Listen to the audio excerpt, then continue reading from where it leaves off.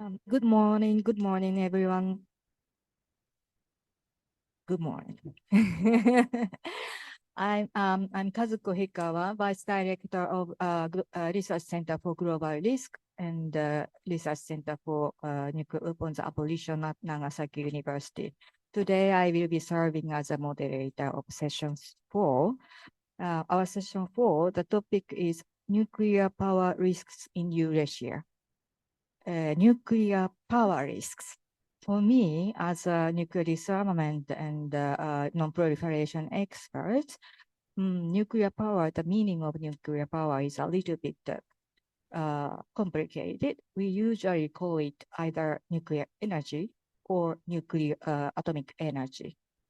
Today, we have 3 excellent speakers, and each one of them will speak a bit different, not bit, but completely, or almost completely different aspect on nuclear energy.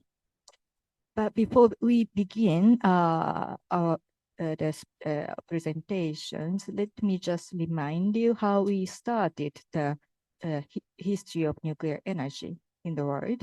As you all well know, the atomic bombs were used in the world for the first time in 1945. And in the same year, in October, United Nations was established.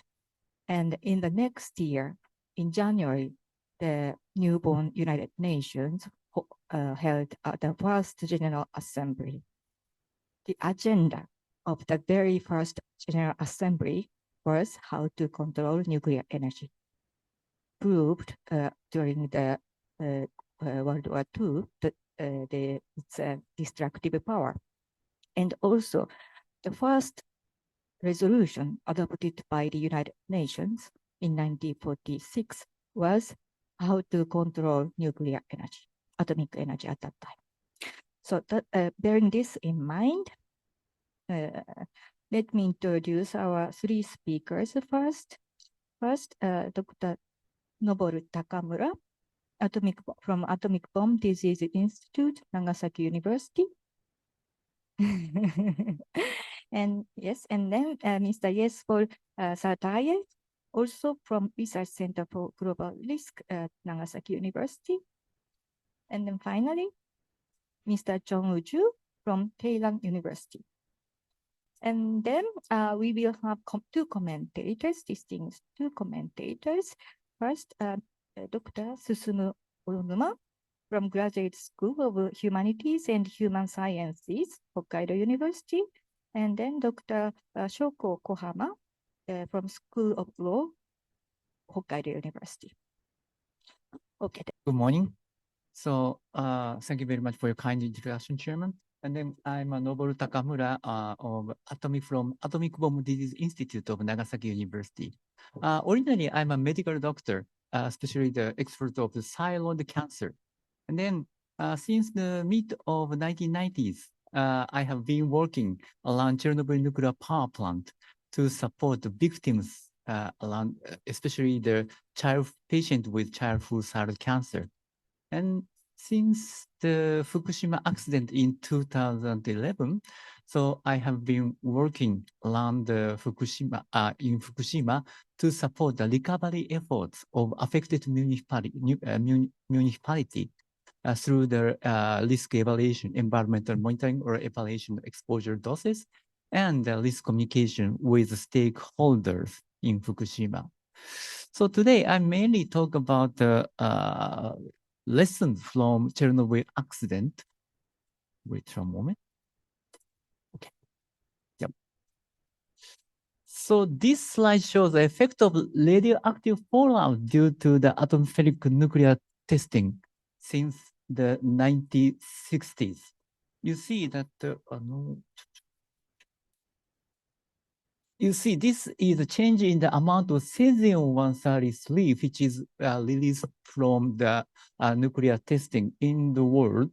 You see that since the beginning of 1960, a huge amount of radiocesium was released as a fallout after the nuclear testing. And then this is very interesting data. The amount of cesium-137 in daily diets in Japan during the era of atmospheric nuclear testing. You see that in 1960s, the total amount is quite limited, but a certain amount of cesium-137 were included in the food, even in Japan, due to the atmospheric nuclear testing. Yeah. And then this is also the amount of cesium-137 in the body of human male adult. Yeah, you see that during the era of the nuclear testing, so such kind of the cesium-137 due to the fallout of the nuclear testing were included in the human body, even in Japan. And also, this is a change in the cesium-137 concentration in food over time since before the accident. Accident means the Chernobyl accident and the Fukushima accident. Even these such an accident, this kind of the cesium-137 were included in the human body in Japan due to such a nuclear testing. But of course, the exposure dose due to this kind of the cesium-133 were quite limited.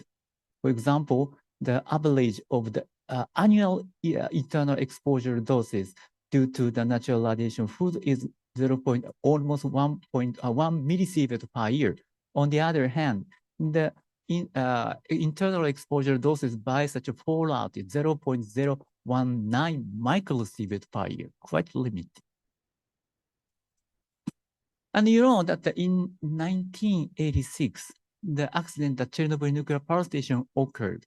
And then huge amount of radionuclides, mainly the radioiodine and radiocesium, were released into the environment. And then this is the International Nuclear and Radiological Event Scale issued by IAEA. The Chernobyl nuclear power plant accident was categorized in level 7, major accident. And also, the Fukushima accident was categorized into level 7. But total amount of the released radionuclide was 7 times larger by the Chernobyl accident compared with the Fukushima accident. This is the contamination map due to the Chernobyl accident. And then you see the huge amount, quite large territory were contaminated by the Chernobyl accident, almost same size of Japan. At the time of the accident, the main wind direction is to this direction. So this area, for example, the Gomel region of the Belarus, and then Bryansk region of Russia were heavily contaminated. But after that, wind direction changed to this direction. So the Zhytomyr region of Ukraine was also heavily contaminated.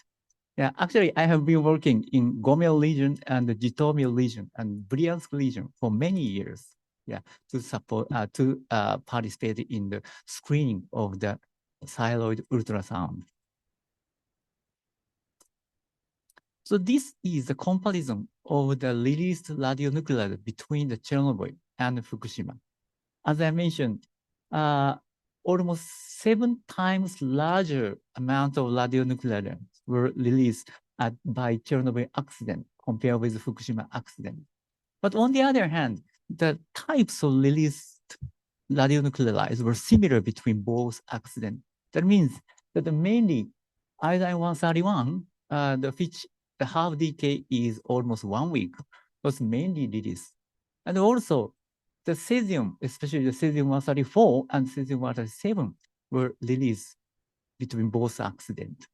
So this, and then the half decay of cesium-137 is almost 30 years, relatively longer compared with the iodine-131.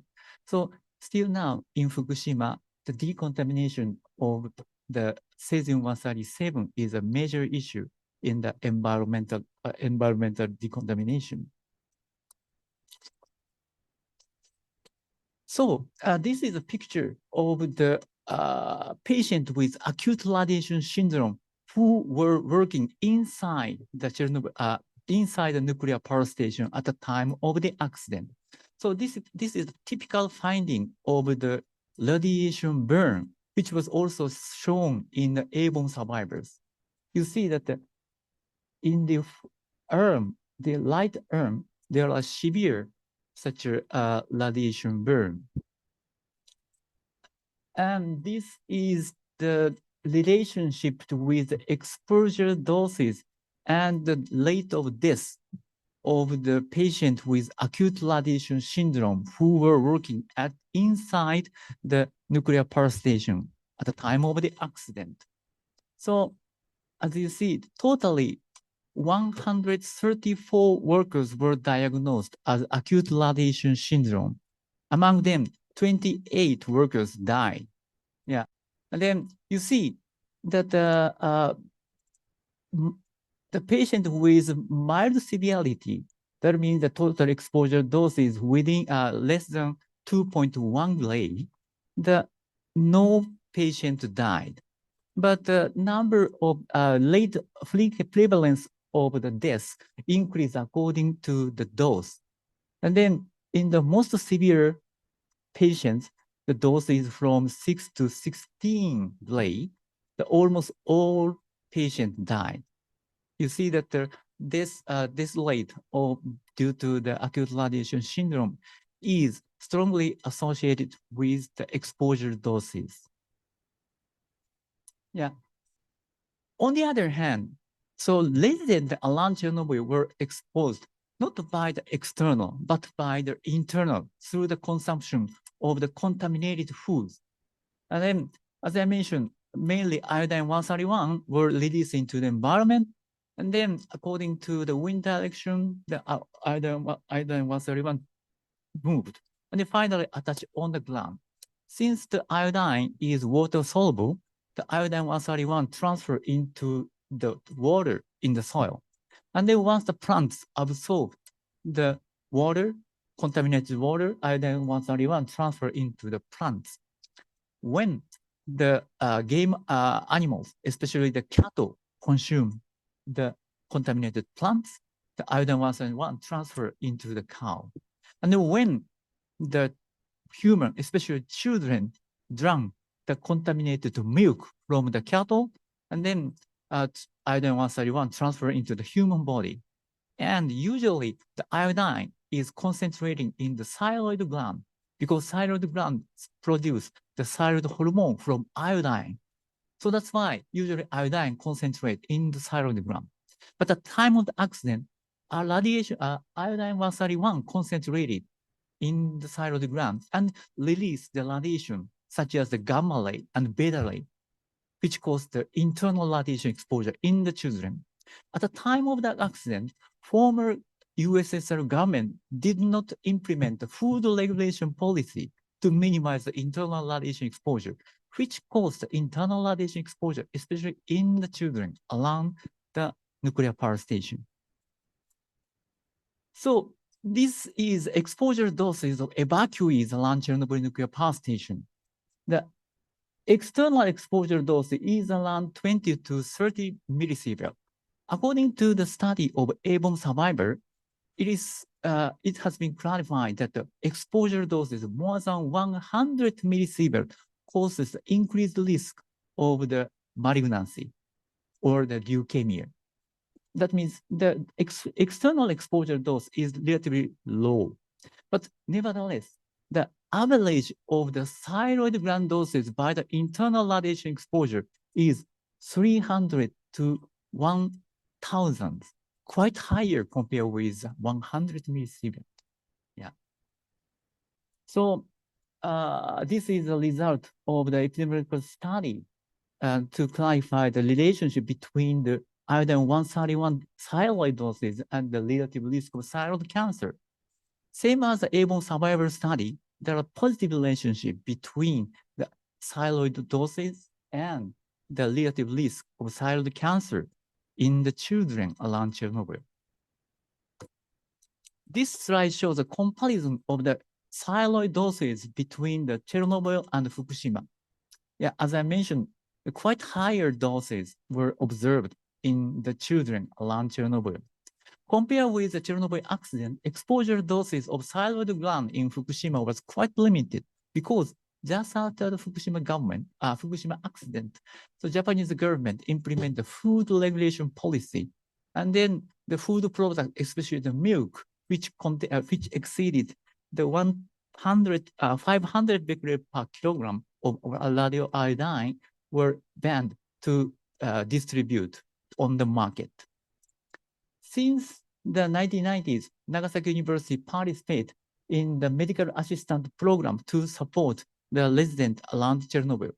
So we established several centers in 3 countries around Chernobyl and then implemented the ultrasound screening in the children.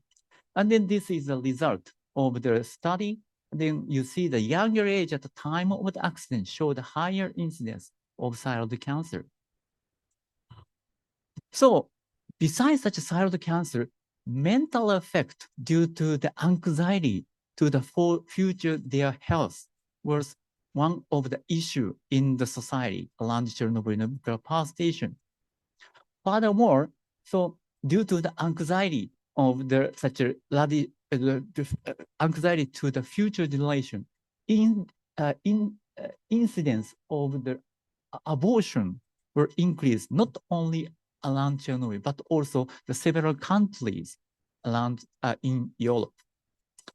Furthermore, so this is our data. So after the accident, so people has a radiophobia, anxiety to the radiation exposure, which caused a decrease in the participation rate of the health screening using the X-ray. For example, the screening of the tuberculosis, which caused the increase of the patient with tuberculosis around Chernobyl. Yeah, so X-ray radiation never caused the tuberculosis, but radiophobia can cause the increased incidence of the Chernobyl around Chernobyl. So due to such a food regulation policy, the exposure dose of the Fukushima accident was quite limited. So far, no incidence of increased thyroid cancer was observed around Chernobyl, around Fukushima. Yeah. So thank you very much for your attention. First of all, I would like to extend my gratitude to all those who prepared and organized this beautiful symposium. I'm Jespo Sartaev, came from Nagasaki University. I belong to Research Center for Global Risk, and today I would like to talk about a comparative study of radiation risk perception in population of Semei and Nagasaki. Takumura Sensei gave, I think, good general overview about the effect and anxiety and concerns related to radiation. There will be my talk about today. So, by the way, I earned my master and PhD in Nagasaki University, actually under the training of Takumura Sensei, and I was taught by Takumura Sensei, and my study sort of replication of his studies in Fukushima and Chernobyl as well. But I applied this method and many things on the population Semei and the Nagasaki. So since the radiation risk perception is the central to the presentation, so I would like to briefly explain the concept so it will be easier to understand and digest the presentation content as well. So as Takumura Sensei mentioned, there is always concern and anxiety about the radiation perception or radiation risk. And so that's called as radiation perception. So we assess the level, how people think and imagine about the radiation itself. I mean, as was already mentioned, the main concern comes from the concern of cancer, birth defects, and partly due to hereditary effect, which means that genetic effect that passed on to the next generation. So these are the main things, and based on this, we usually assess the radiation risk perception.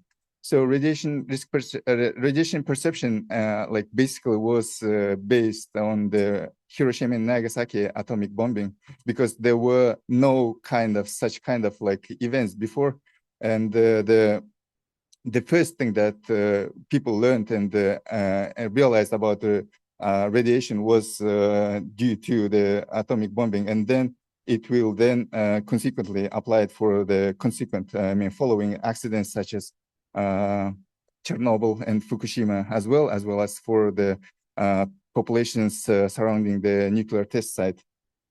So as I said, like there were no prior understanding of radiation health effects to mass. The first accident or first event was like for mass, and the exposure was in Nagasaki and Hiroshima. So this photo was taken in Nagasaki Atomic Bomb Museum, showing that there is like link between atomic bombing and atomic tests. This is the general like number of atomic tests around the world. As Takamura Sensei mentioned, the number, those tests increased the general radiation level around the world, and it affects. So the effect of radiation, like atomic tests, affected the overall like background radiation around the world. So there were around 2,000 like tests around the world. 700 were conducted by Russia, by USSR, like post-USSR, and around like 400 of them were tested at semi-nuclear testing site, where the population were affected by radiation and were affected by this concern. So, and the semi-nuclear test site is considered as the world's second large testing site.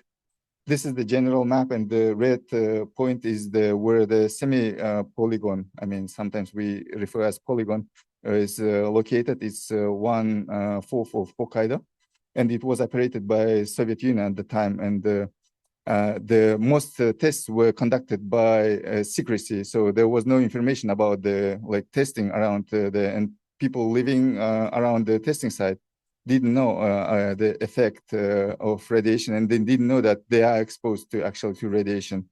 And the closest settlements to the testing site was around 20-50 kilometers, and the largest city close to the testing site was 150 kilometers, which is like Seme City, as my research based on the people living in Seme City. So, technically and scientifically, these both events are different in terms of the exposure. Atomic bombing was like immediate, one-time, high dose acute radiation, while Semipalatinsk exposure was long time and low and moderate dose. As Takamura Sensei mentioned, there is very little known about the radiation, which is within the level of 100 millisievert. Then most people in Seme were affected, and they were exposed to this low level radiation. So meaning that the effect in Nagasaki and radiation in Seme was very different. So this is the Seme victim of atomic bombing. Whenever we talk with in my past, when I talked and interacted with people from Seme, they always identify themselves and always refer to atomic bombing, not to nuclear accident. But in the previous slide, I said that the semi-nuclear test site was close more than to nuclear accident, in terms of exposure. So this comes because of population of Seme consider that both involved nuclear explosion, and they could see the mushroom clouds and the similar things what happened in Nagasaki, and those both are nuclear weapon, and both kind of they cause large scale destruction and devastation. And they both, I think all accidents produce similar long-term health effects depending on the level. And this was the photos were taken also from the Nagasaki Atomic Bomb Museum, showing that there is link between atomic bombing and the nuclear tests. So our study objective was evaluate to radiation risk perception and identify the gap between Nagasaki and Seme, how people think about radiation they were exposed in the past. asking, conducting questionnaire in current situation, in current population. So we questioned like 400 adult residents in Nagasaki and around 2,000 people in Semipalatinsk. So that was like our capacity, what we could have done. And the questionnaire was based, as I said already, on the research studies on the 3 Mile accident, Chernobyl accident, Fukushima accident, and as I said, partly I took many things from the research that were done by Takumura Sensei. And as I said, there are 4 main points that people refer whenever they think about radiation is, as I said, like cancer, birth defects, hereditary effects, and current radiation hazard. So based on these 4 questions, we assessed the level of radiation perception. This is general demographic characteristics of Nagasaki and Semei, the female dominated, and the average age in Japan was higher than in Kazakhstan because of demographic situation. And this is the general the radiation risk perception in both cities. So considering all the 4 questions based on cancer, birth defects, hereditary effects, and current radiation exposure, you can see that Nagasaki has lower radiation risk perception compared to Semei. Although, as I already mentioned, that the effect in Semei was lower compared to Nagasaki. So the first question, and I go through all the 4 questions. So this is the first question about cancer risk. When people were asked how they think and how they evaluate the risk of cancer, the people in Nagasaki, as you see, high and very high graphs, show that there is some skew to the left, while in Kazakhstan, most people think that the effect of cancer is very high, almost 97%. Still think that radiation around Semipalatinsk cause cancer, while in Nagasaki it's a little bit skewed to the left.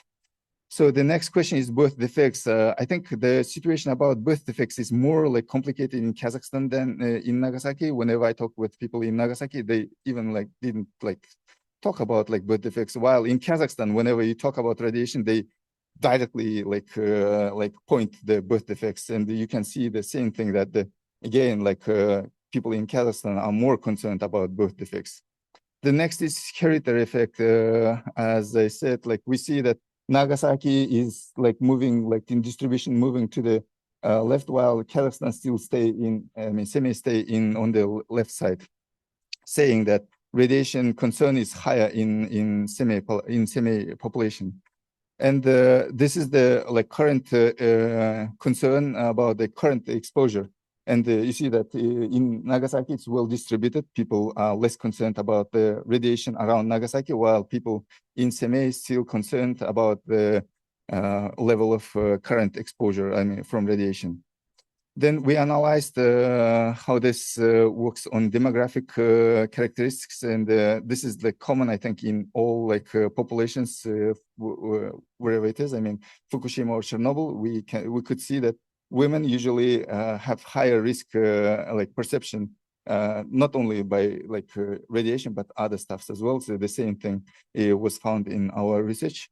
And we also saw that older generation tend to have higher radiation risk perception. You can see this line that by age, people in group of 60 plus has higher, the same in Kazakhstan as well.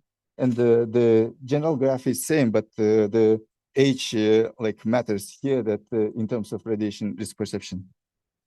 And the information source is also important. Here we can see that if you rely on the scientific reports or international organization sources, the radiation risk gets down because it has more precise and accurate data compared to testimonies or mass media or social media.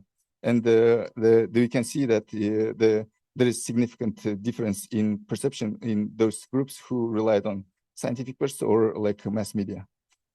The next is discrimination and social stigma, and we can see the same thing, same graph, but still people in Kazakhstan, in Semei moves, still on the right side, meaning that people are more concerned and the discrimination and social stigma is still there compared to Nagasaki. And another point is that as long as the concern about discrimination and social goes up, goes further, the radiation risk perception goes up as well. And we also ask people, concerning the situation, geopolitical situation within Russia and Ukraine, and the cases when the Chernobyl and Zaporozhye nuclear power plant were attacked. We also asked whether people are concerned about the possible military or terrorist attack, and found that in Japan, people are less concerned compared to Kazakhstan, and probably it's highly associated with the closeness, proximity to Russia of Kazakhstan. And I said the reasons of the higher risk perception in semi explained by the decades of nuclear testing, and the testing were, closer to current situation. So people memory still is there.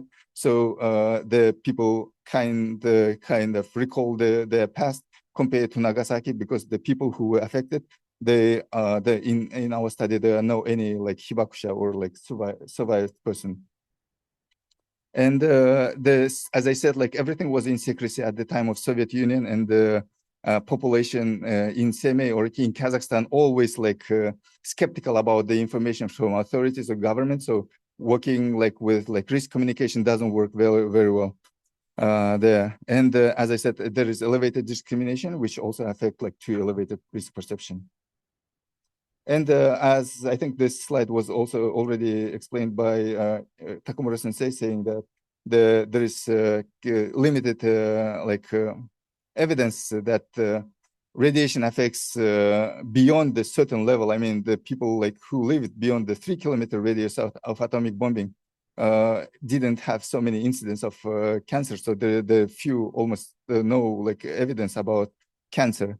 And also hereditary epidemiological studies show that limited hereditary effects, almost no. And also follow-up studies confirmed no birth defects. And in conclusion, I would say that transparency is very important for working with population, and the radiation-related discrimination stigma should be addressed. Public education on radiation science is very important as well for reducing radiation risk perception. And public engagement, which was often also used in the situation of Chernobyl and Fukushima, can be well applied for semi-population as well. Yeah, thank you very much. Hello, everyone. My name is Chang-Guk Ju. I'm an assistant professor of international relations at Tulane University in the United States. And today, my role, I believe, is to impart some social scientific perspective by broadening the definition of nuclear power risk. So I'm going to talk about some limitations of the nuclear taboo thesis in the literature, and share some original information about Chinese public nuclear attitudes that my co-author and I published several years ago. And I will draw out some implications out of it for nuclear risk in Eurasia. So the nuclear taboo thesis is pretty much a famous idea. It states that even when strategically sensible, leaders of countries avoid using nuclear weapons because of moral opprobrium. It's so utterly morally opprobrious that they don't even think about using nuclear weapons, even though they actually have it. That belief is so widespread such that even non-democracies like China and Russia in serious interstate conflicts behave as if nuclear weapons did not exist. If there's ever be a single country that is the standard bearer of the nuclear taboo thesis in contemporary politics, international politics, it would be China, because there's been a lot of area specialists and policymakers conjecturing about Chinese nuclear taboo, believing that the nuclear taboo is pretty much powerful within China. And the reason being is that the China's distinctive culture predisposes its citizens toward moderation and non-aggression in international politics. And China's time-tested commitment to no first use policy about nuclear use conveys the purely defensive nature of its nuclear arsenal and the spirit of peaceful coexistence stated by the proponent of nuclear taboo thesis in the literature. And there's been a recent public opinion surveys indicating that over nearly 90% of Chinese citizens either strongly agree or simply agree with the statement that China should they should oppose the use of nuclear weapons under any circumstances. So that kind of survey evidence lends some credence to the idea that nuclear taboo thesis would be extremely strong in China. And but in sociology or cultural sociology, it has been accepted norm that culture does not supply any coherent views on the part of individuals. Culture is a toolkit of ideas, symbols, and scripts, such as potential, like the need to use nuclear weapons could be framed as pacifism under the name of culture, and self-defense, nationalism, however we reframe it, such that like people throw those kind of toolkit of ideas to justify a wide range of contradictory positions on the same matter. And what this tells us about is nuclear preferences may not reliably translate into widespread disapproval of governmental decisions to use nuclear weapons in high-stakes conflict scenarios. And indeed, findings from experimental studies conducted in the United States, United Kingdom, France, Israel, and Russia all do not bode well for the nuclear taboo thesis. They find that even though average citizens prefer not to use nuclear weapons, they hate the idea of using nuclear weapons, just like us as global citizens. But when the need for using nuclear weapons is framed as a necessity in wartime situations, they give they render political approval of leaders' use of nuclear weapons. So my co-author and I expected that many Chinese citizens will likewise prefer not to use nuclear weapons, but nonetheless approve of governmental decisions to do so if it's framed as strategically necessary in plausible wartime scenario. So we did some survey experiments randomly assigning representative Chinese citizens into like different set of experimental conditions. But we will today just focus on this control condition with baseline VNet. But like to note, we also primed with, in addition to those to that baseline VNet, we also primed different sets of randomized respondents with different conditions, like if you don't use nuclear weapons, China will suffer 20K more military casualties, urging respondents to think the need to use nuclear weapons. And also on the enemy side, there might be 100K civilian deaths if you were to use nuclear weapons. And also, if you were to use nuclear weapons and it happens, there might be some disproportionate nuclear retaliation from the United States. It's like there are permutations of these conditions that are rendered to these respondents. And these are these actual treatment manipulations that we adopted, but like we don't want to spend too much time on these underlined additional treatments, but we will later focus on the baseline VNet without this underlined set. The quick overview of the result is that when we focus on these two columns on the left, we see significant preference and approval gap across all experimental conditions, right? So in the control condition, which means Chinese citizens' baseline nuclear attitudes about the potential use of nuclear weapons in wartime, 27% of Chinese respondents dislike the idea of using nuclear weapons in that scenario.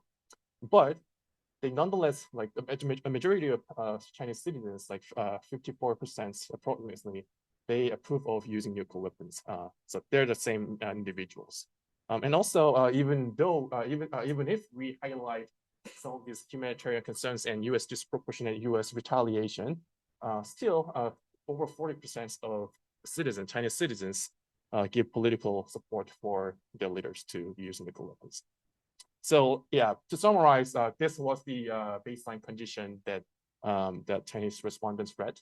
And the key finding is that only about a quarter of Chinese citizens prefer to employ nuclear weapons in that wartime scenario.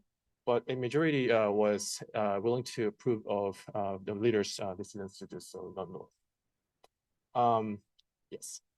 And I also wanted to highlight to draw out some broader implications about this fact that this preference approval gap in nuclear attitudes is not unique to China.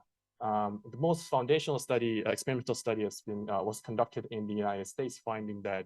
So, like to note, all these survey experiments vary in their context and hypothetical scenarios, so we cannot really categorically compare those. But like the baseline idea remains the same. The baseline preference for nuclear use is pretty much low, but despite that, the political approval of nuclear use in those scenarios is pretty much higher than those baseline nuclear preferences. And Japan and South Korea is not nuclear powers, but the scenario, hypothetical scenario, is about whether Japanese or South Korean citizens render political support or have some preferences about U.S. Nuclear response to some typical scenarios. So to think clearly about the prospects of nuclear use in Eurasia, we just saw that the overarching finding is the preference approval disjuncture among the publics of major countries. Citizens indicate personal aversion to potential nuclear use, but nonetheless, they tend to indicate political support for nuclear use in that same scenario. So the end result is that nuclear escalation in a 21st century conflict is a real possibility. The reason is that because non-democracies and democracies alike, the leaders of those countries are not insensitive to public opinion. The fact that China and Russia try to investigate social blogs and try to in the case of China, try to have local elections to extract some information about their government's performance, it means that they actually care about public opinion as well. So that leads to a set of discussion questions, but I'm not going to belabor on that because I don't want to preempt this. But we can also discuss public and elite attitudes concerning authoritarian foreign policy. Like democracies, we have public opinion that matters. It's pretty clear, but some might have reservations about that. And also, we have a lot of criticisms about self-censorship and preference falsification in China. We can also discuss about it.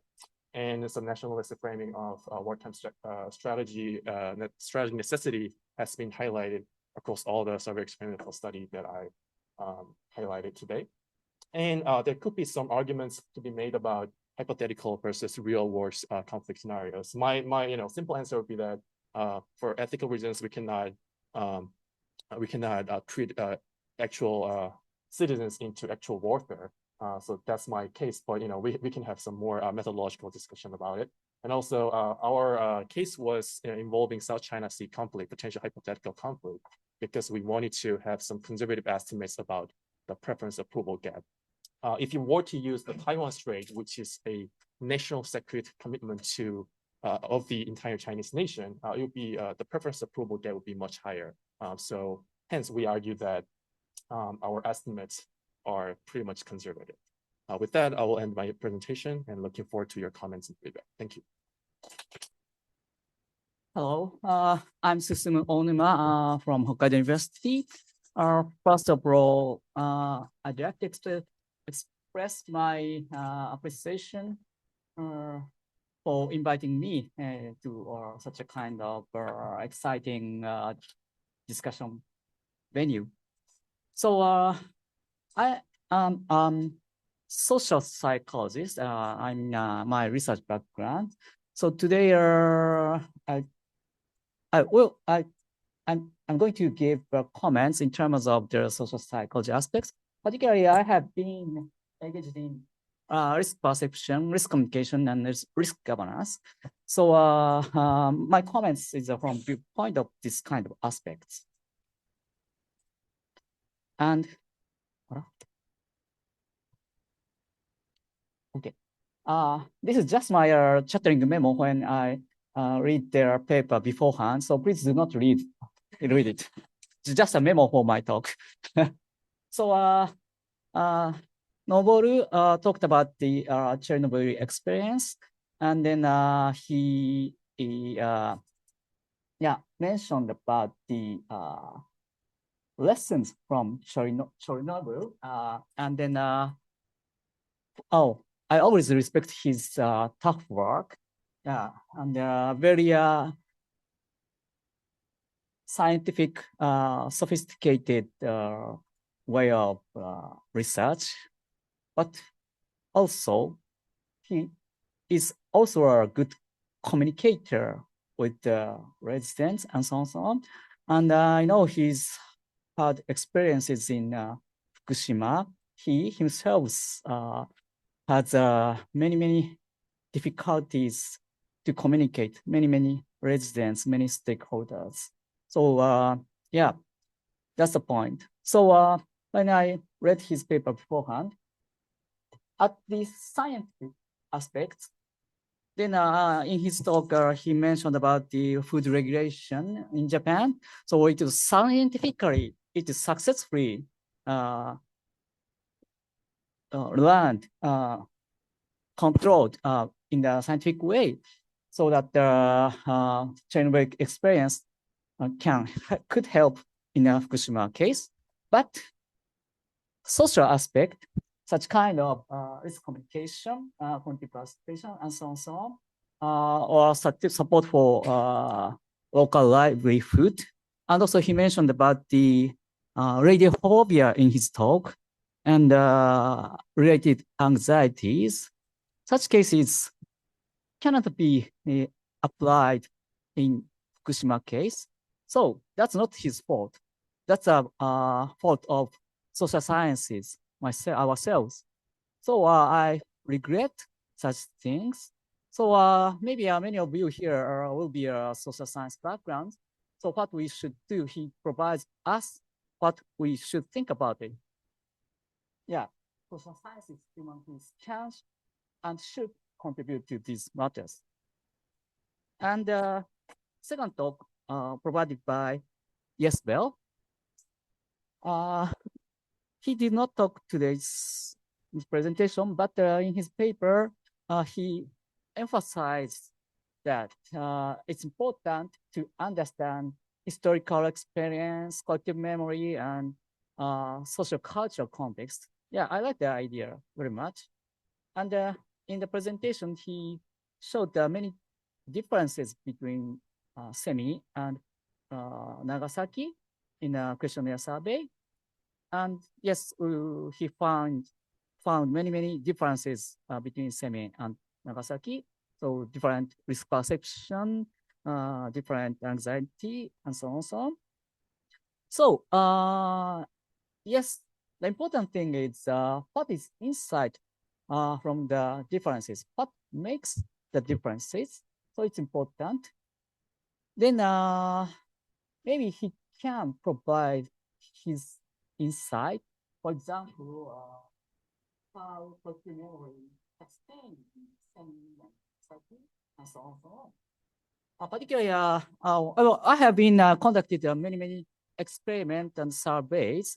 Still, I'm always thinking about it's difficult to capture collective memory because you know we need to many longitudinal research, not short-term survey cannot work it to understand the collective memory. So maybe he will provide some insights for it. And this is just a small additional comment. In his questionnaire survey, he mentioned about the fear of stigma. So it's important, I agree, but please differentiate the actual stigma that is leveled by outsiders and fear of stigma that is perception of the resident inside at the site. So the problem of stigma is leveled by the outside. So we have to tackle about this problem. Yeah. So the third presentation provided by Chang-wook. Yes, he conducted excellent experiments.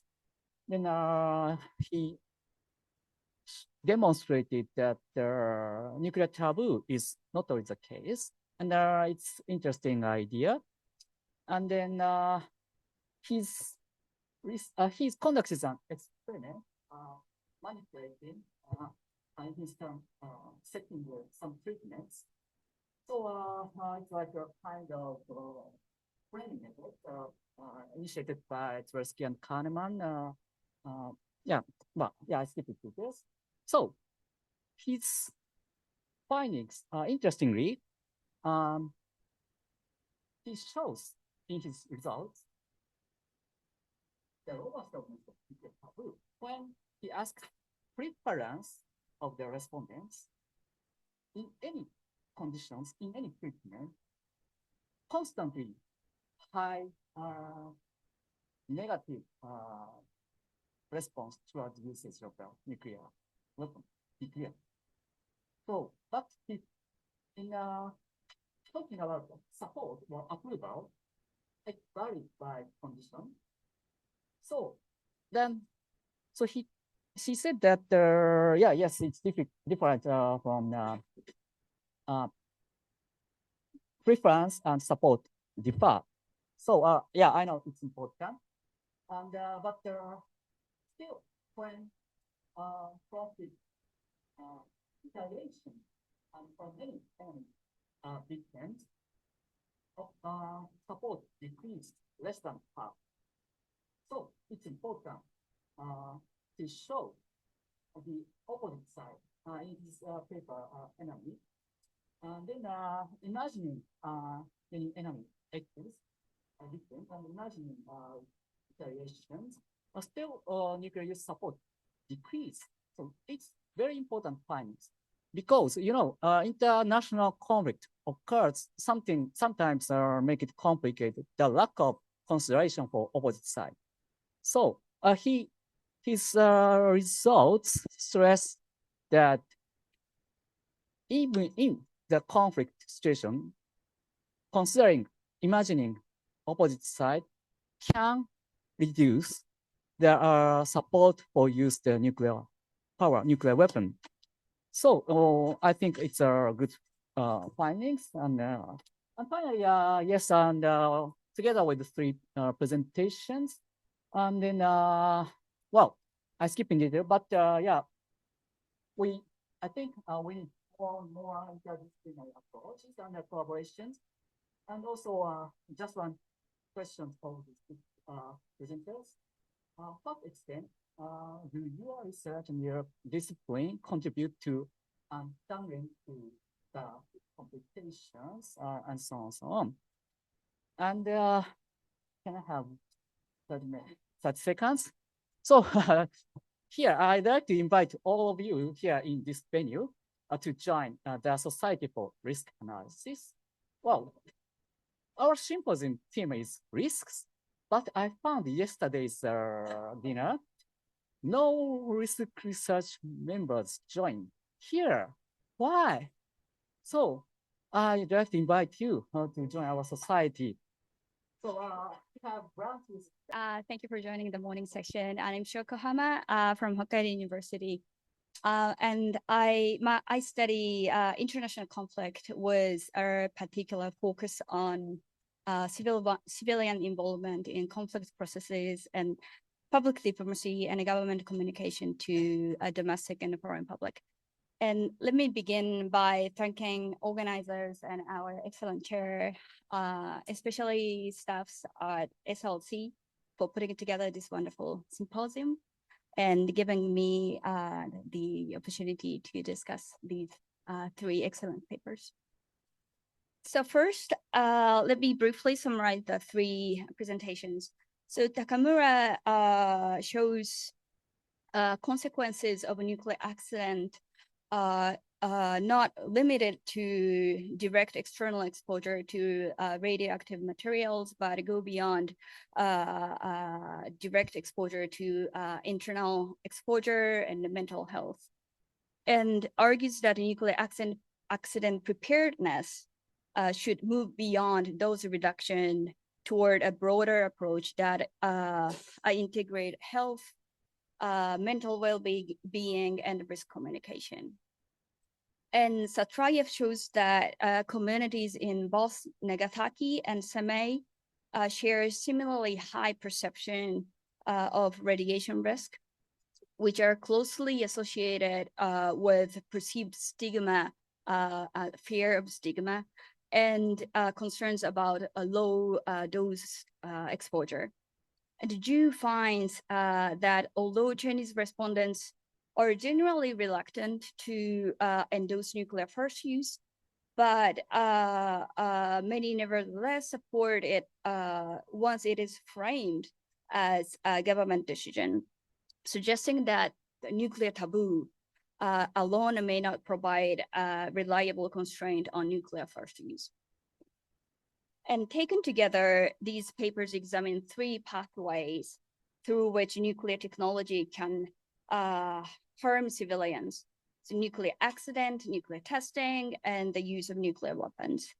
And although these pathways differ their origins, they raise 2 common questions. So how civilian harm is communicated and how nuclear risks interact with political and social boundaries. So the first common issue is communication about civilian harm. So Takamura's paper emphasizing transparent communication with those affected by nuclear accidents based on a broader understanding of harm that includes psychological and social consequences.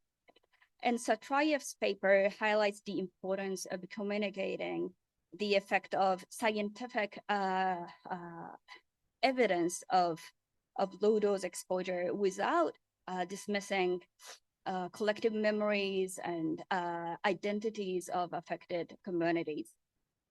And the Jews experiment shows that information about the provision of information about the scale of harm to an adversary's civilians can significantly reduce both personal preferences and support for government first use. So my first question to all panelists concerns responsibility for communication.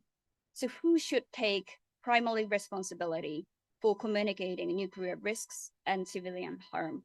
Governments, scientific experts, the media, international organizations, or affected communities themselves. So I would also be interested in what each of you sees as the main obstacle to effective communication in your case. So the problem may be cognitive, so people do not necessarily accept information simply because it is scientifically authoritative. Or it may arise from an information environment saturated with misinformation and disinformation.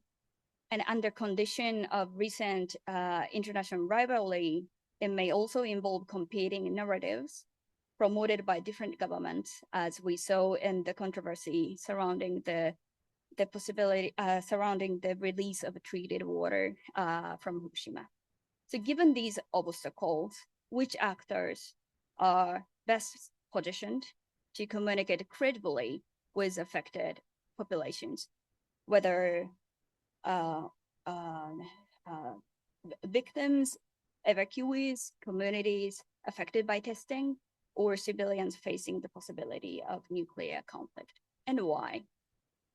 And for Satrayev Sensei, more specifically, your paper points to communication from authorities or scientific authorities to affected communities as a means of shaping risk perception, as a potential means of shaping risk perceptions.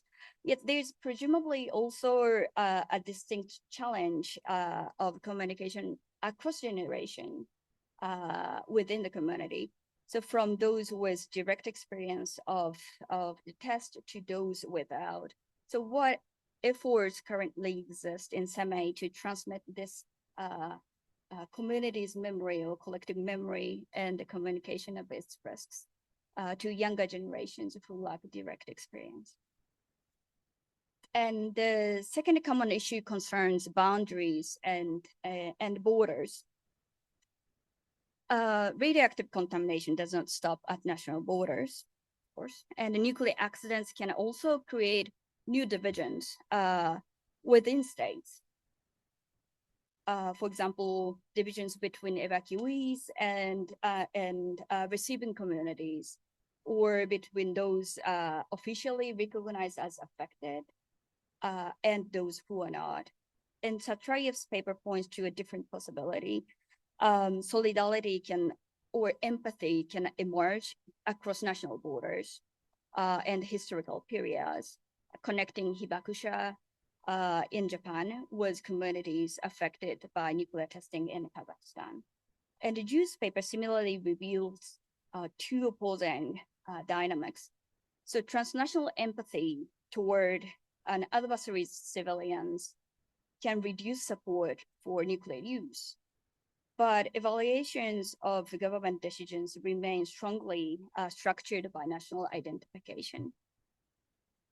So each paper highlights a different boundaries across which solidarity or division may emerge, whether between communities, across national borders, or between citizens and foreign citizens.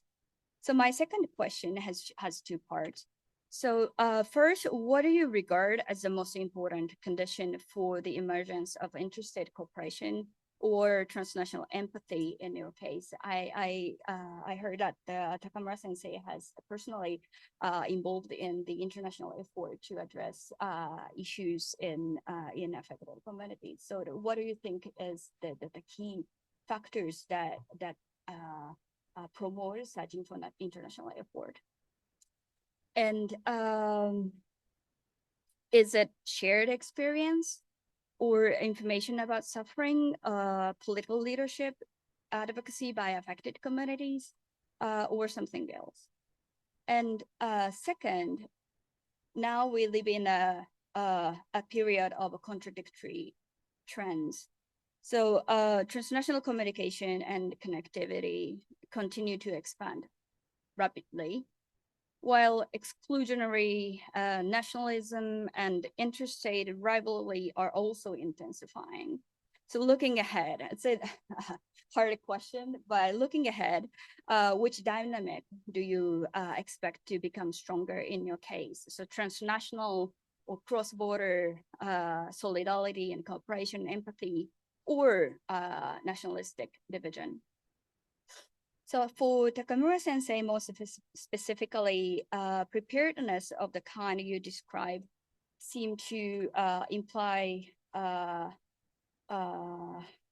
need to address new boundaries within society, like between evacuees and receiving communities, and or between those officially recognized as affected and not, and those who are not. So, I think the geographic and social area that your the preparedness plan that you are describing is much broader than traditional dose reduction zone. So how broadly in geographic and social terms should preparedness planning extend beyond conventional dose-based evacuation zones? So, so more simply stated, who should be prepared, and which municipality should be prepared for the nuclear accident? Probably your based on your risk description. It is not sufficient that only the municipality where nuclear power plant is located are prepared, or only the government where nuclear power plants are located are prepared. So probably the preparedness must be extended to beyond the neighboring municipalities or government. So I'd like to hear your idea. So, and finally, I have a question for Ju Sensei. So your experimental scenario begins after a conventional war has already broken out, with China considering limited nuclear first use to deter U.S. intervention and bring the conflict to a rapid conclusion. So this seems closer to a scenario involving tactical nuclear use or an escalate to de-escalate scenario strategy than to the use of strategic nuclear weapons. So I'd like to push this discussion a bit further by asking about the broader implication of your finding for strategic nuclear deterrence. So one possible interpretation is that public support for nuclear strike also implies support for a second strike, which could be seen as reinforcing the credibility of China's nuclear deterrent, in which case your finding might point toward nuclear greater deterrence stability, right? But there's also another possibility. If the public can be brought to support a first strike, the first use of tactical nuclear weapons, it may be, this could, well, they could also brought to support a first strike in terms of strategic nuclear weapons use, right? And this could undermine the credibility of Chinese government's no first use policy. And if that credibility erodes, deterrence itself could become less stable rather than more stable. So my question is, which of these two interpretations, greater stability through enhanced deterrence credibility, or greater instability through the erosion of no first strike policy, do you think your findings ultimately support? So that's all from me. Thank you. I look forward to hearing your responses. And thank you. Thank you very much for your valuable comments and questions. So the one of the point is about such a how to overcome such a mental effect due to the nuclear disaster. I think that one of the key factor is a kind of trust between each stakeholder. So as I mentioned, after the Chernobyl accident, the rate of tuberculosis increased, due to the radiophobia of the chest X-ray such examination. This is based on the distrust to the authority, and then so the government of the former USSR did not inform the real situation, accurate information on the nuclear disaster, and then after that, 5 years after the accident, childhood cancer increased, which causes a distrust to the authority. So that means that the kind of the trust is very important. After the Fukushima accident, we are regularly doing the kind of the risk communication with the resident. The key factor is trust between the expert and resident, expert and then the authorities. It's very important. For example, I'm doing the kind of the so-called the mushroom map project. Because the mushroom is radiation is concentrated in mushroom, but in Fukushima, there are famous places for collecting the mushroom. So we are measuring the concentration of the mushroom, the radiation in mushroom, and then based on the measured result, we are discussing, we are communicating with the resident for the recovery of the community. Which kind of the careful such a risk communication between each stakeholder increase the trust between the experts and resident, which is favorably contribute to the improvement of the mental status of the resident, I think. The second point is preparedness, for such a accident. And for example, in the medical issue, WHO, World Health Organization, is organizing the so-called REMPAN system, Radiation Emergency Preparedness Network, and to share the information on the treatment or the diagnosis of the acute radiation syndrome and associated nuclear damages to the human body, because the number of experts of the nuclear disaster medicine is quite limited in the world level. So that's why we need to share such kind of the information in worldwide. So our Nagasaki University, one of the collaborating center of network system, but this is, of course, this system is the medical network system, but other kind of the network system will be also effective to share the information for the effective preparedness for the unexpected nuclear disaster. Yeah, I think. And then also in the community level, the preparedness is also important. I think that the nuclear disaster cycle consists of pre-disaster period, and then the crisis period, and then recovery period.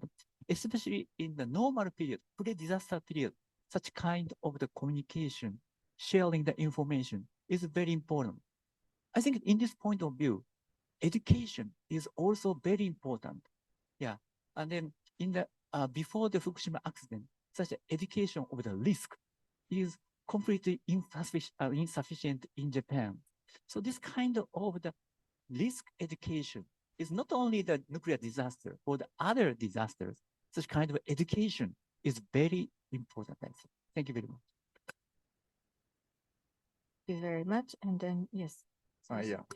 Following up Takumura Sensei's talk about the trust, as I already mentioned, it's very important in terms of like communicating with communities in Kazakhstan as well.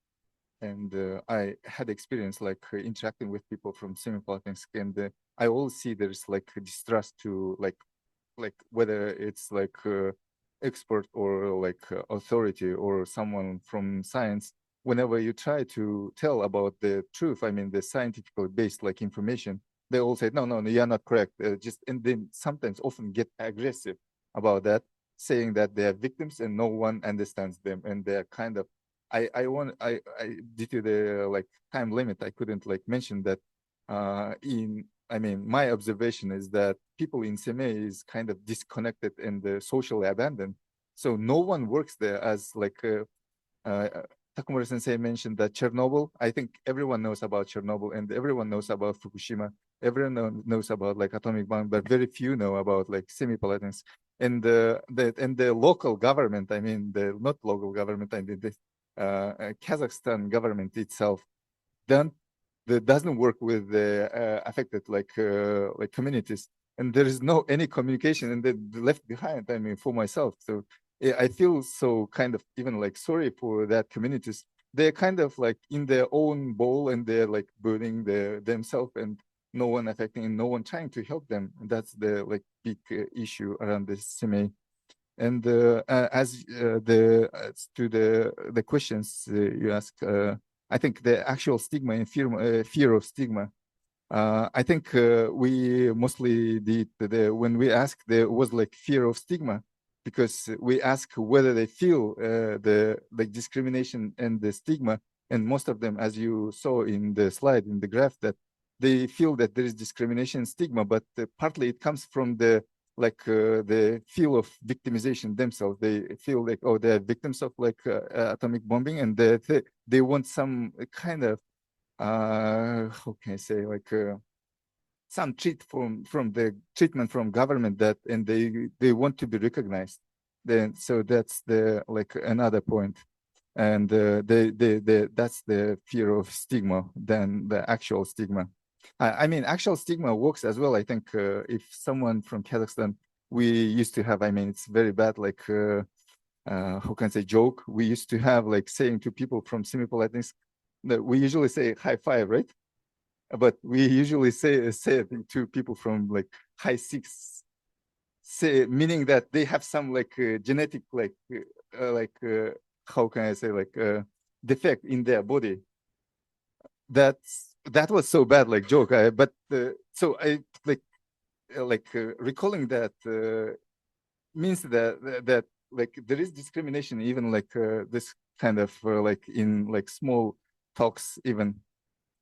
And as to community and responsibility for communicating nuclear risk, as I said, there is no almost risk communication, and very few research has been done around semi-politeness. That's why I kind of did my research review and found that very limited information.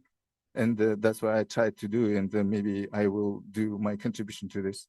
And as to the transmitting the collective memory, as I said, the community around semi, they do their own thing. They have their own testimonies. They tell their stories through documentary. Many things come through mass media. And I was even before coming to Nagasaki, I was worried. Even I'm not from semi. I was worried to come to Nagasaki, and I even contacted some people and asking, is it okay going to Nagasaki? I thought it was the people in Kazakhstan, even not in semi, are so much affected by the radiation fear, and no one works there. That's the big issue. So yeah, that's how it works. Thank you. Thank you very much. Then Mr. Zhu, please. Thank you. We had excellent two commentators sharing insightful perspectives. I deeply appreciate that. First, Susumu highlighted two very important perspectives. First, why is it important to demonstrate the nuclear taboo in China is not true? So on framing wise, it's because nuclear war is a real possibility in 21st century. So a lot of the nuclear taboo thesis just rely on the idea that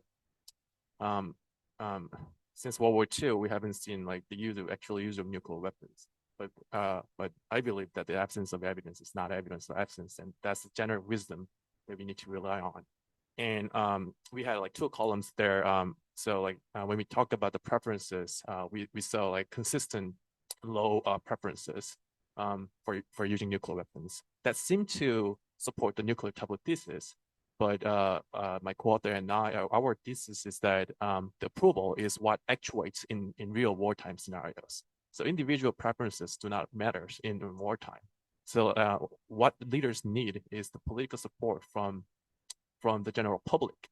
So our thesis is that the distinction between preference and approval should be made when we think about the use of nuclear weapons, and or when we talk about any public attitudes about the use of force in general. And secondly, Susumu also talked about the importance of taking into account opponent perspectives. I appreciate that, and I just wanted to share that I have another kind of survey experiment that I'm designing between China and the United States over Taiwan scenario, and I will reflect that comment into that survey experiment. And on to Shoko's many interestingly related comments. First, how civilian harm is communicated is very important.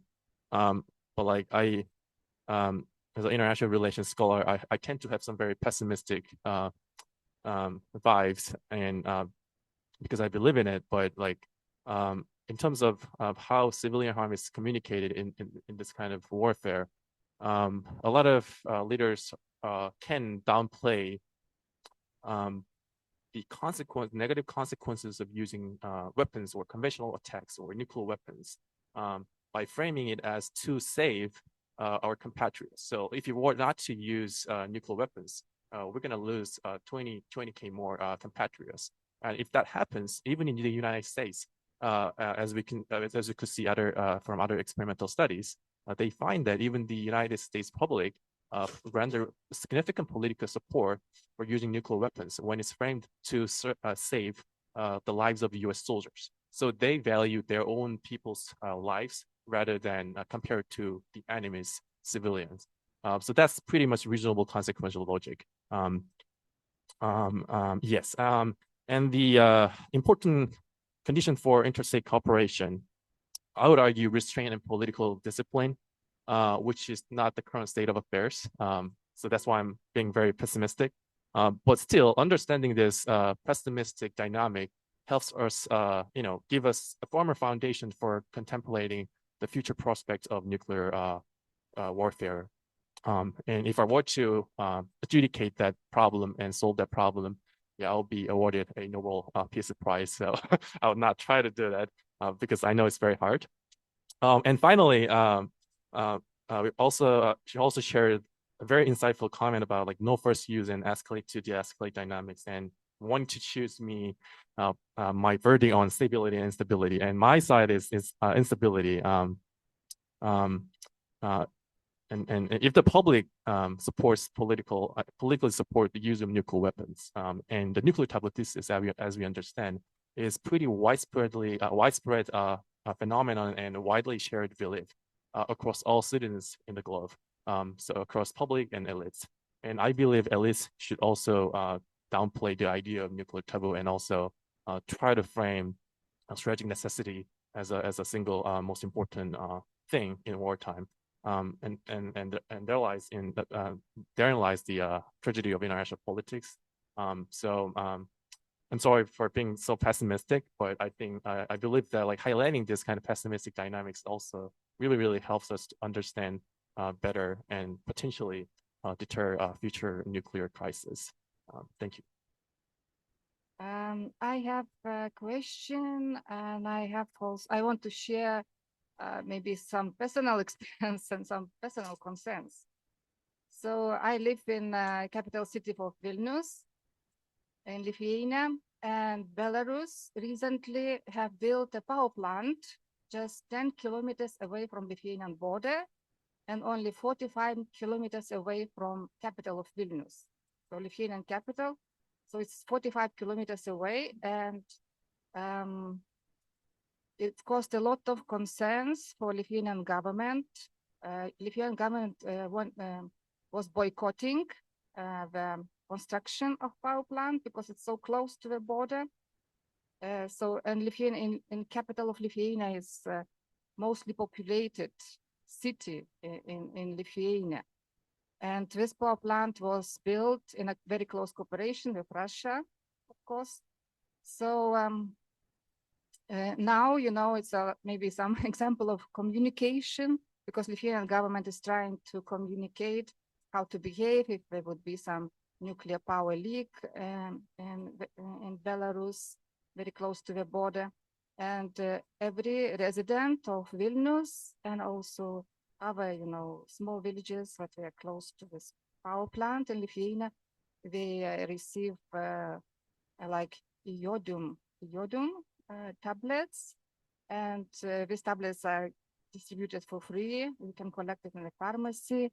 And for instance, I personally have, like sealed envelope with strict instructions how to use these iodine pills, and do not open it yourself. If something happens, we will inform you.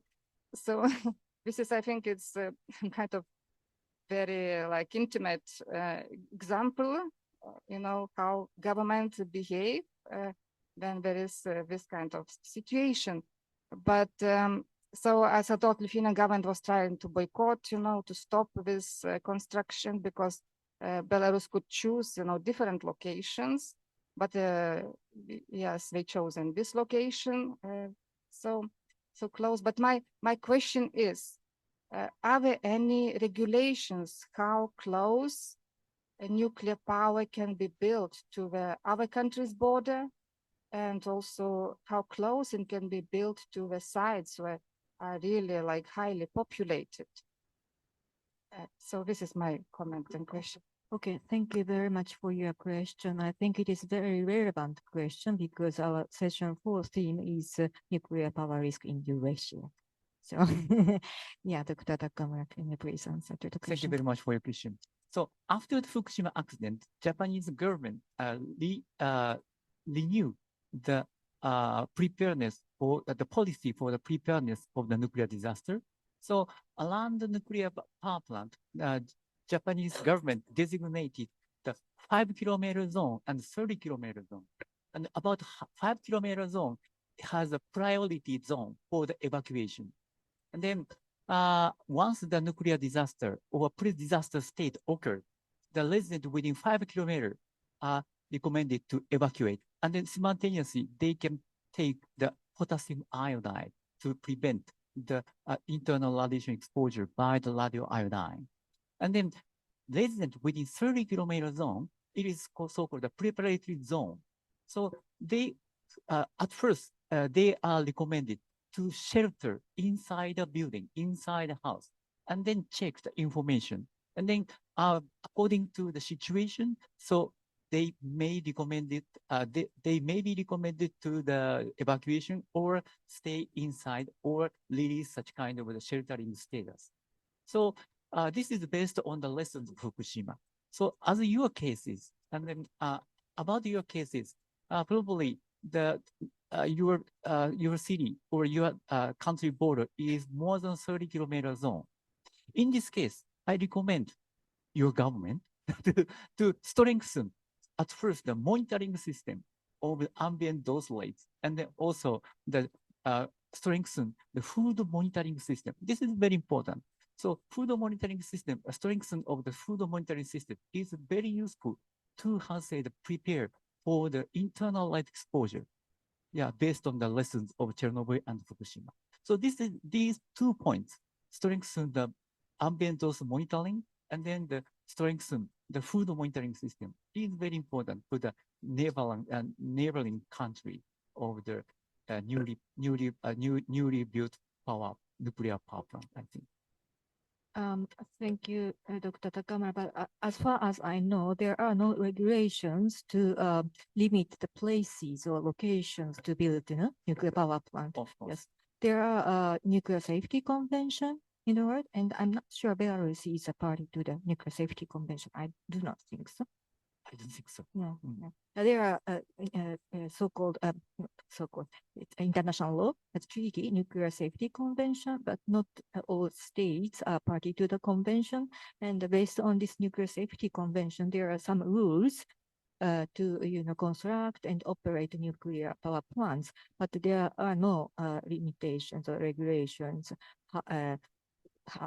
to allow the government to build a nuclear power plant for certain distance from the populated area or cities. Thank you. Any other questions? Yes, please.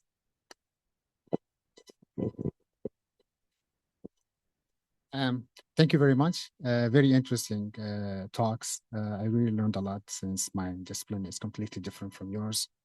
But based on what Dr. Takamura just said about the Lithuanian case, because you kind of gave broad lessons about Fukushima, right? In terms of preparedness, communication, level of communication the government could establish, and community resilience as well, right? So I was wondering, maybe because this happened in Japan, Japan has a unique institutional setting, maybe, or social behavior, maybe that would help. You have very solid institutions, right? Very, very good channels of communication, right? So I was wondering, to what extent can these lessons we learned from Fukushima apply to other nuclear accidents with very, really different political and social conditions and institutions? Thank you. Thank you very much for your very important question. So, of course, right, yeah, Japanese has their, they're very unique, or the tradition, and then, but the point is that before the accident, nobody could not imagine the nuclear accident happened in Japan. So that's why, of course, such kind of the education or communication was implemented around the nuclear power station, and then regular training, annual training was implemented around the nuclear power station involving the hospital, and then the, for example, hospital, the municipality, and so on, so on.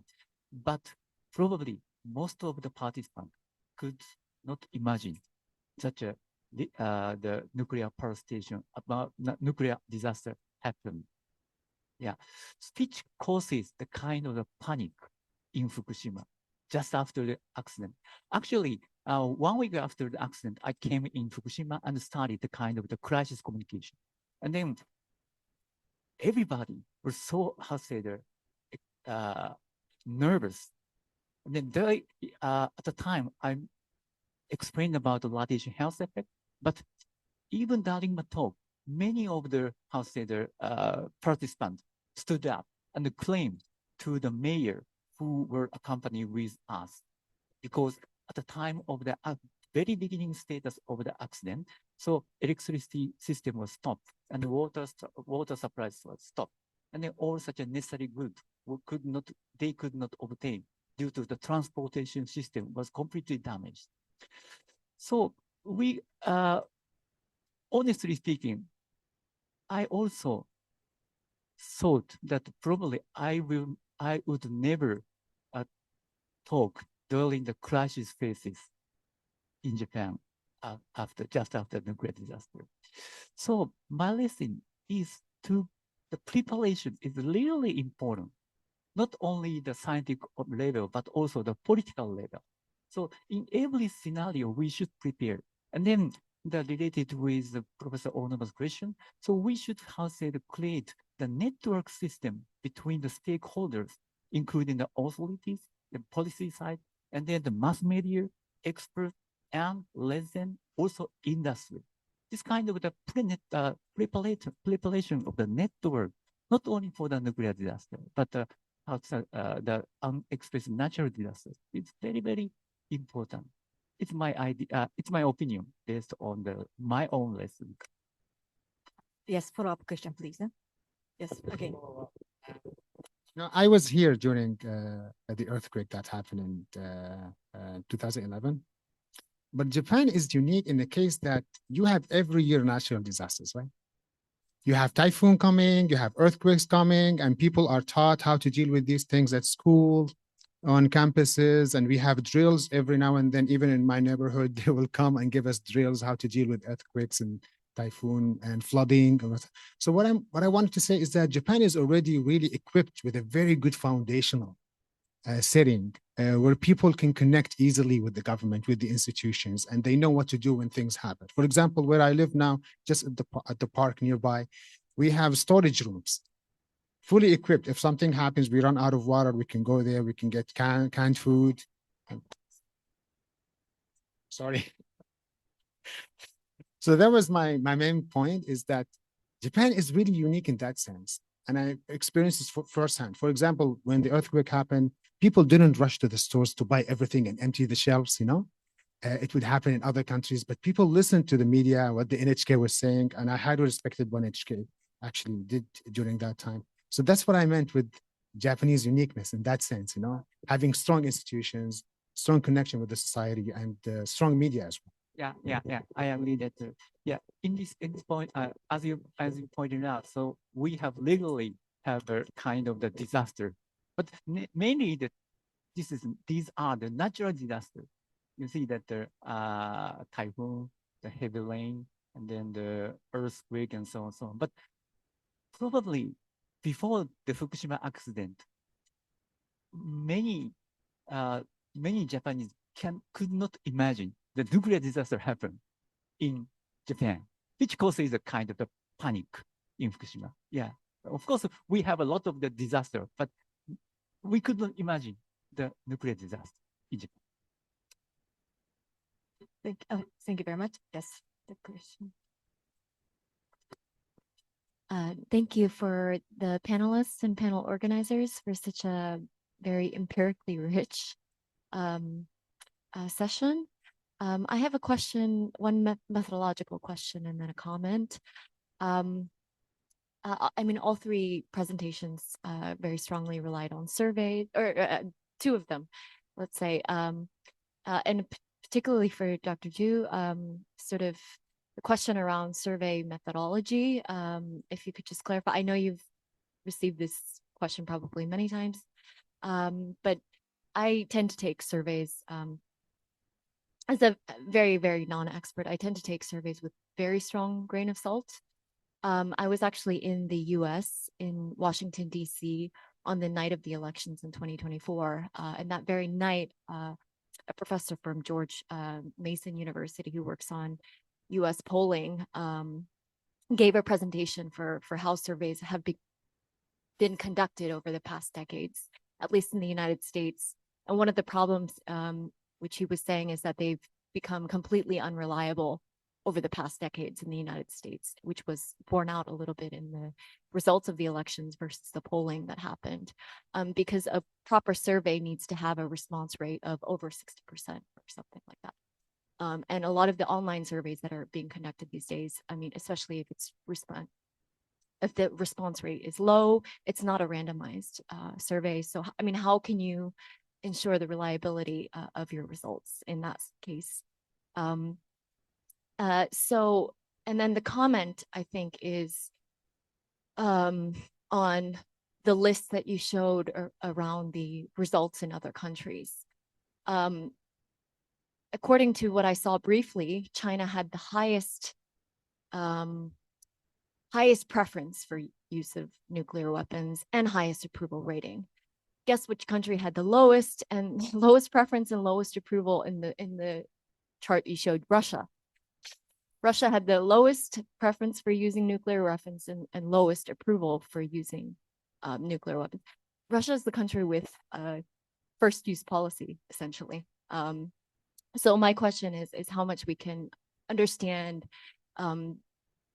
sort of the comparability across countries and also the reliability of surveys in a general sense in your study, and how we can understand these as sort of matching to a reality that we can use to understand international relations better. Yeah. Mr. Chu, please. Can I use this one? Thank you for this excellent interrelated questions.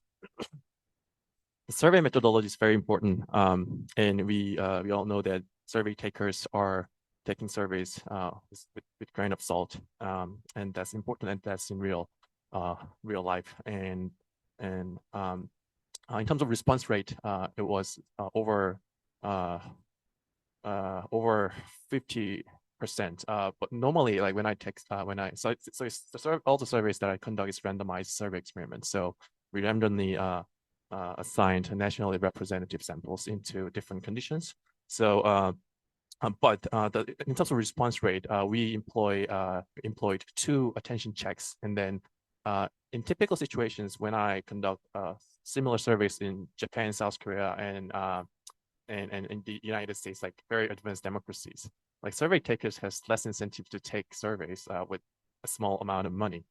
So there are a lot of maybe 30% to 40% retain, meaning that those 2 attention checks screen out 60%, over 60%.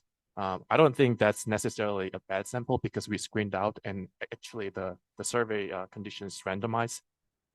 And in terms of I think you're kind of suggesting somewhat about the preference falsification and self-censorship, or taking into consideration of the fact that survey takers take surveys with grain of salt. But so it's what we call express opinion, right?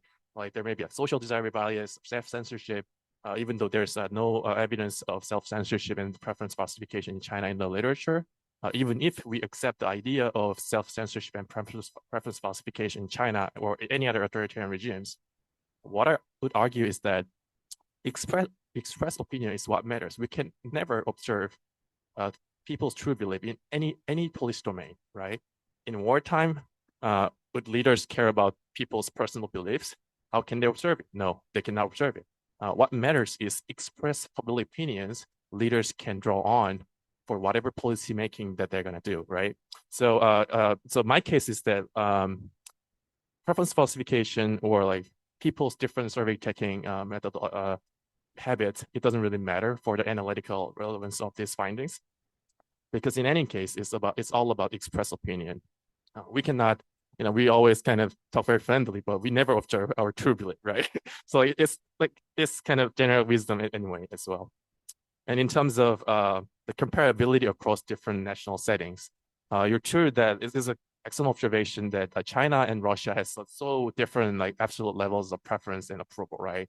I personally think that's because of different scenarios and different survey sample, and we can't really directly compare that.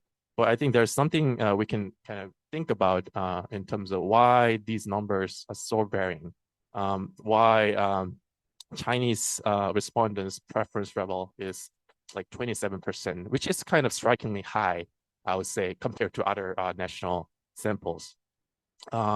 Probably like nationalist sentiments have some, nationalist sentiments and policies employed by Xi Jinping might have contributed the higher baseline levels of preference rates and approval rates in China. But that's actually my conjecture. I don't have a good answer for that. But like those baseline rates really is important. But for the analytical relevance of my finding about the preference approval gap, it's not really important because like whatever the baseline, there might be some ceiling effect or like follower effect. But the fact that we're finding the significant difference between preference approval is what matters for the arguments, right? Okay, thanks so much. Thank you so much, Mr. Zhu. Just for clarification, about this acceptability is about the acceptability by population or by students with regard to the government's decision, right? So, am I correct? Accessibility of the people. Elaborate on the accessibility of the people on the government decision. So whether people would accept the government decision to use nuclear weapons, correct? Accessibility. Acceptability. Acceptability. Sorry. Yeah, acceptability is kind of expressed in my research as approval rate. So it's kind of expressed public approval of government decisions too. So like the question was like framed like this, like how much would you approve of the government decision in that scenario that they read, right? So it was like quoted as 6-point Likert scale. Then yeah, it was kind of like, yeah, it's ultimately an empirical question, like how you measure and how you validate it. But like to the extent that there's some kind of measurement errors, I should be cautious about it. But to the extent that there's measurement error, there should be both measurement errors for both preference and approval. So like the gap remains the same. So yeah, I'll argue like that. Yeah. Thank you very much, because it means it can also depend on the democracy, the level of democracy and so on. So it's very difficult to judge or the findings, the causal findings. All right. Yeah. Like, yeah, there might be this. Oh, actually, that's a very important point because I highlight the cultural sociology and the cultural aspects to criticize the nuclear taboo in China, saying the culture can be expressed as approval in wartime while it's been expressed as low preference in peacetime, for example. But in the United States, like in democracy, their reason is totally different from cultural aspects. So like in the United States, the sample is relied on consequential logic in order to save the lives of US soldiers. But in China, Chinese citizens cared a little more about the humanitarian concerns and environmental aspects. So like they're more like Chinese sample was more geared toward this kind of humanitarian aspects, and United States sample was more geared toward these consequential aspects, which is kind of counterintuitive to me because I'll see the opposite in my mind. But the survey experimental evidence with some qualitative open-ended responses, when we analyze them qualitatively, we find those differences across different regime types. Thank you so much. Okay, thank you very much. So any other questions? Yes, please. I'm Nagana from the center. And so we have a question about the uniqueness of Japan and cross-national compatibility. So in that sense, I would like to say something bad about Japan, negative about Japan, because if we remember that I would say that any regime, irrespective of difference of regime, any regime wants to hide the inconvenient facts, reality, and Japanese government was no exception. And so the first information about this radiation, how radiation spread was released by the U.S. Army, right?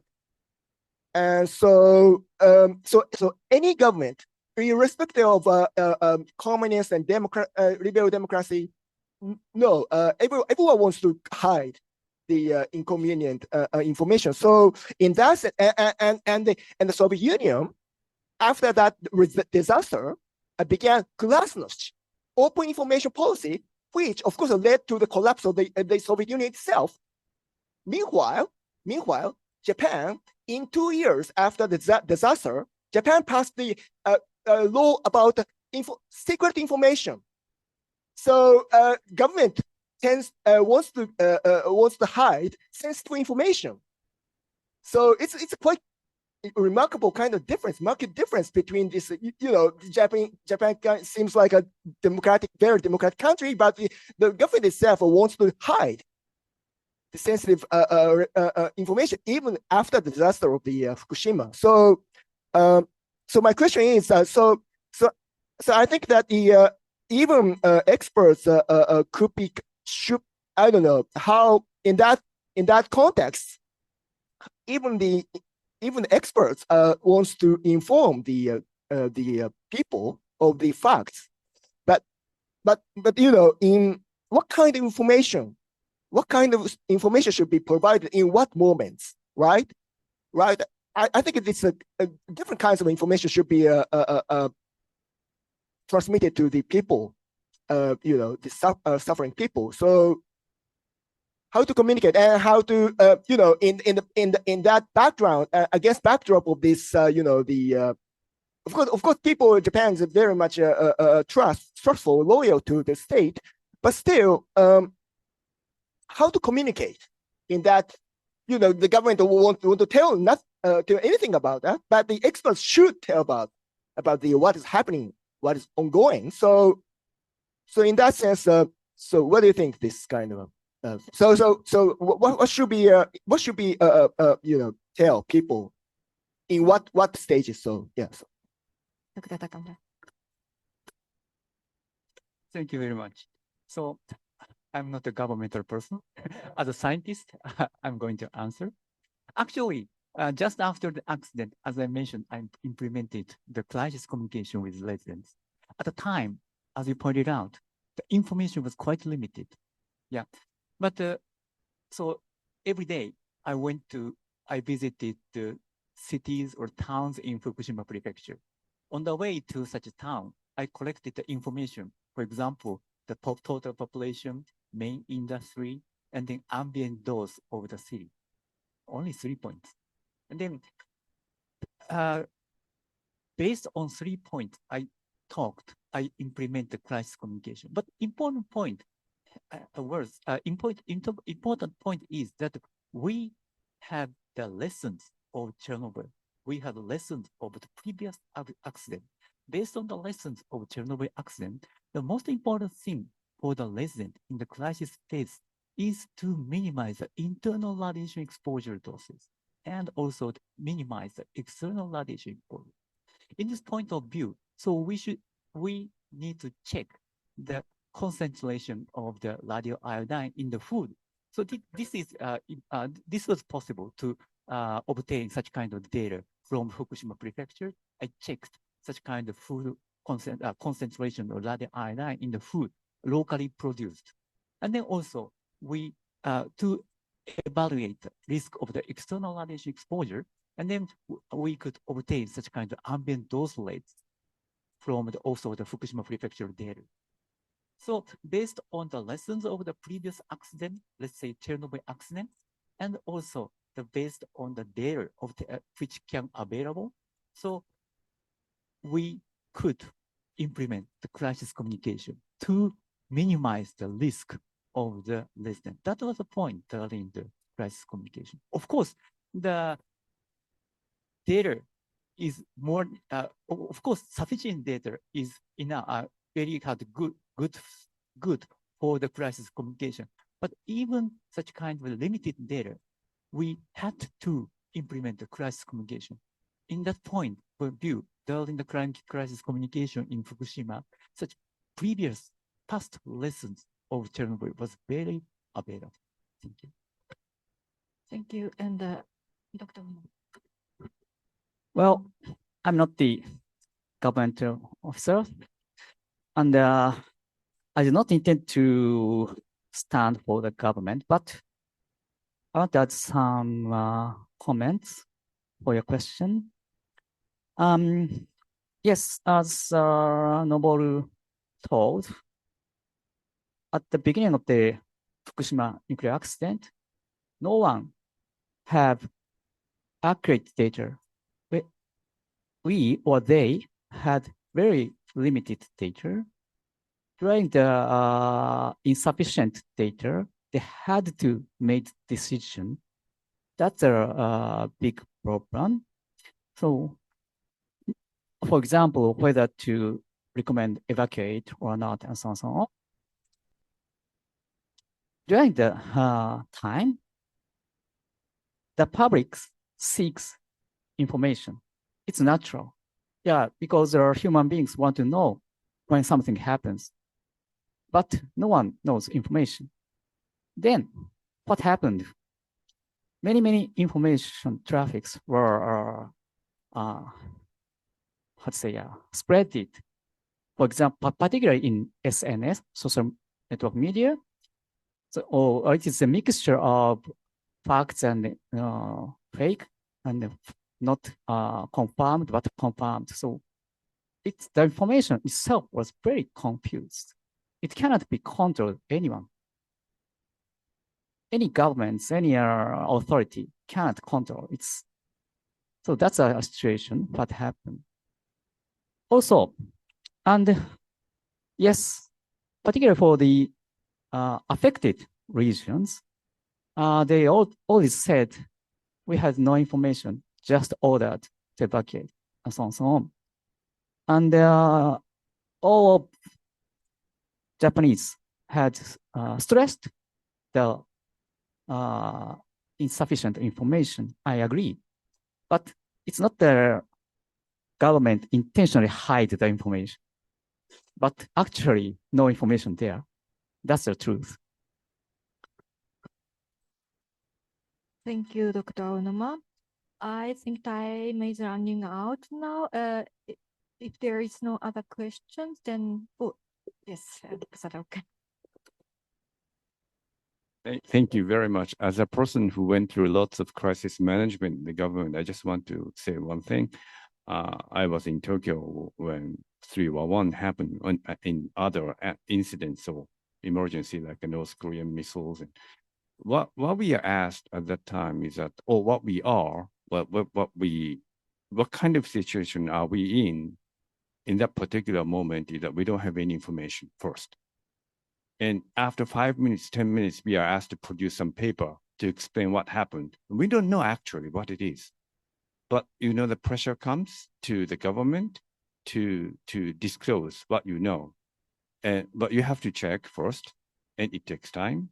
But because of social media's development, we are asked to respond very quickly. This is the first point I want to make. Second point is that government officials, most of the government officials, wants to release information in order to make sure that accountability is completed.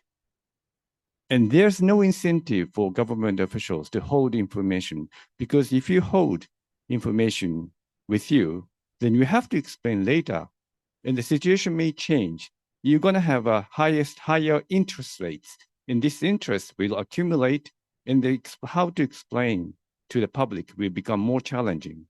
So that in the current environment, I think not only the experts of the government, but also high-ranking officials and also politicians, there's a strong incentive right now inside the Japanese government not to hold off any information, but when in doubt, release that information, to leave the decision or assessment to the public opinion so that we can be relieved of this accountability responsibility.